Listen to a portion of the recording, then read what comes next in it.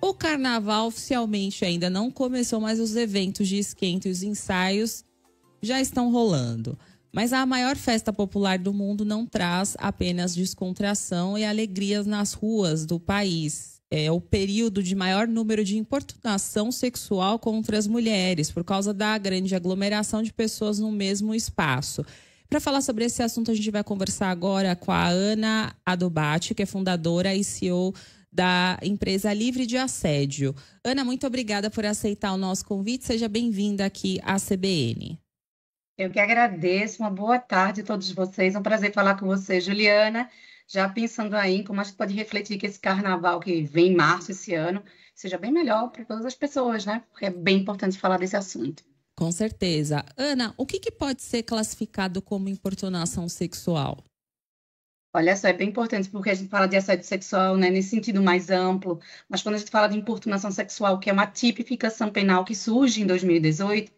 E surge muito, eu gosto de lembrar daquele caso que aconteceu no ônibus, do rapaz que ejaculou em cima de uma mulher, foi preso, chegou lá, o delegado diz, nossa, não tem como mantê-lo preso, né? Porque não foi estupro. Então, em 2018, vem aí, é sancionada a lei que traz, assim, coloca em vigor a lei de importunação sexual, que é justamente qualquer ato obsceno, lascívia, com o objetivo de satisfazer o prazer, sem o consentimento da outra pessoa. Então, quando a gente vai para aquelas práticas que a gente costuma ver no carnaval, né?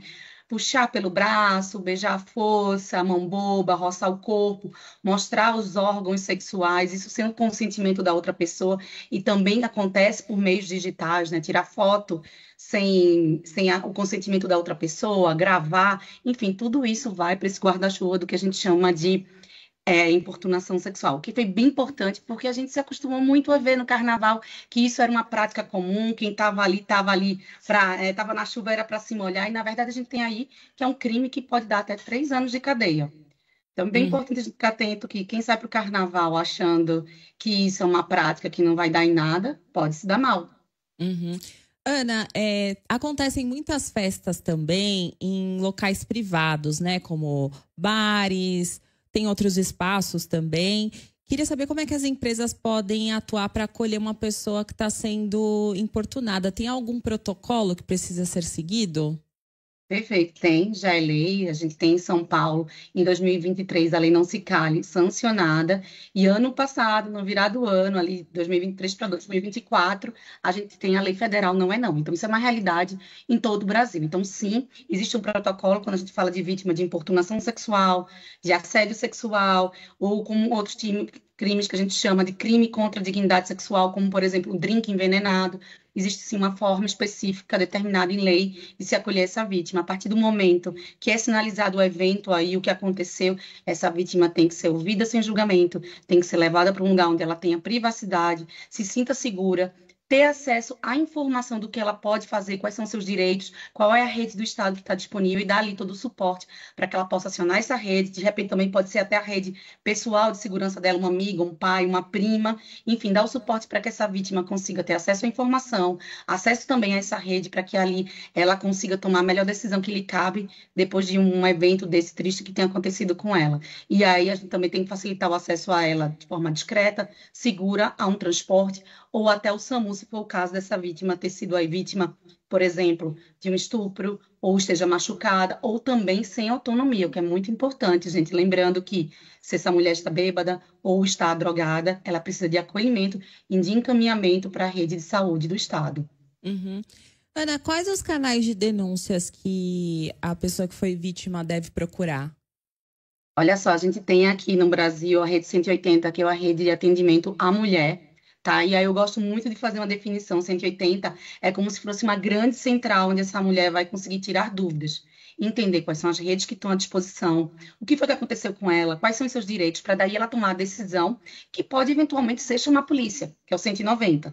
Então eu gosto de fazer essa diferença, e acho essa tua pergunta incrível, porque muitas vezes essa vítima não quer só a polícia, não é a polícia agora, eu quero ir para um hospital da mulher, eu quero um atendimento psicológico, eu quero entender o que é que vai acontecer comigo se eu chegar numa delegacia eventualmente, né? Então é bem importante fazer essa distinção. Então 180 é um número que atende todo o Brasil, mas por exemplo, exemplo, a cidade de São Paulo tem o 156, que é o número que pode, inclusive, acionar a Guarda Maria da Penha. O Rio de Janeiro já tem por aplicativo da Rede Mulher, que também pode ali tanto prestar queixa, se for o caso, por exemplo, de uma lei Maria da Penha, porque vamos lembrar que muitas vezes a violência é cometida por alguém do ciclo afetivo da vítima, como também pode acionar a Guarda Maria da Penha local, a Patrulha Maria da Penha. Então, a gente tem também os mecanismos locais que ficam ali à disposição e, por lei, que tem que estar ali divulgado, visível, em estabelecimentos onde haja consumo ou socialização, né? Consumo de álcool ou socialização de pessoas. Então, muitas vezes o pessoal também confunde.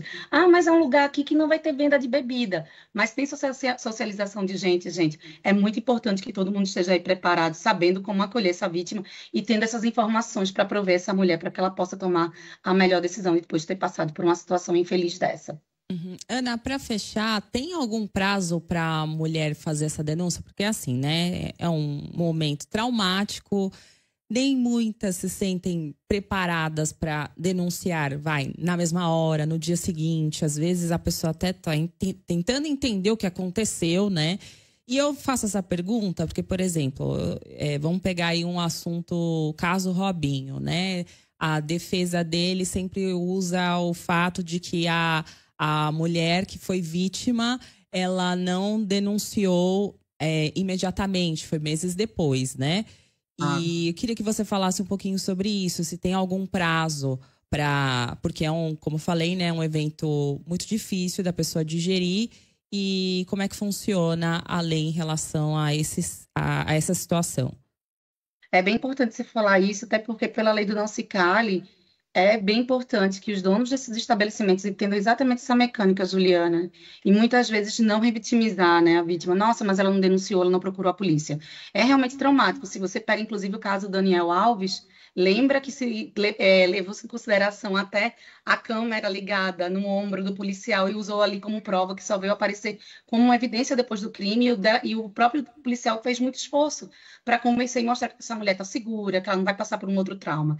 Também é importante que a gente tenha empatia. Não existe esse prazo de 24 horas que o pessoal fala. Claro que a gente sabe que quanto mais cedo essa polícia chegar no banheiro, tiver acesso às roupas da vítima, às evidências ali materiais, o exame de corpo de delito, extremamente importante para a investigação, mas não tem esse prazo. E é bem importante falar que, pela lei não se cale, os estabelecimentos são obrigados a manter por pelo menos 30 dias as imagens das câmeras e as informações de consumo de cartão, porque justamente depois que essa vítima presta queixa, tem um prazo aí, de novo, ela não é obrigada a aparecer na delegacia em 48 horas, mas tem aí um prazo de 30 dias que o estabelecimento é obrigado a manter as informações, o livro de registro, evidências de consumo de álcool, que seja, de entrada dessas pessoas, que muitas vezes fica até vinculada ao CPF no cartão, porque a polícia chegando e requerendo essas informações é obrigação do estabelecimento passar para que a investigação seja concluída. Então, não tem essa história de 48 horas. A vítima pode prestar queixa, assim, meses depois. Agora, claro, que tendo acesso a essas informações e às evidências materiais o quanto antes, a polícia estando no estabelecimento, eventualmente vai ajudar na investigação. Perfeito. Ana, gostaria muito de agradecer aqui essas instruções que você deu para a gente. Inclusive, depois dessa entrevista, ela vai ficar disponível no nosso site, então é legal para a gente compartilhar, porque essa informação realmente é de interesse público. Gostaria muito de agradecer aqui a sua participação. Espero que você volte mais vezes aqui na programação da CBN. Com certeza, eu que agradeço. Que seja um carnaval de paz, gente, entendendo que é isso, né? Um espaço para todas as pessoas para curtir com respeito. É sobre isso. Obrigada, Juliana. Obrigada a toda a equipe da CBN. Bom domingo a quem está ouvindo aqui a gente. Obrigada. A gente conversou com a Ana Adobati.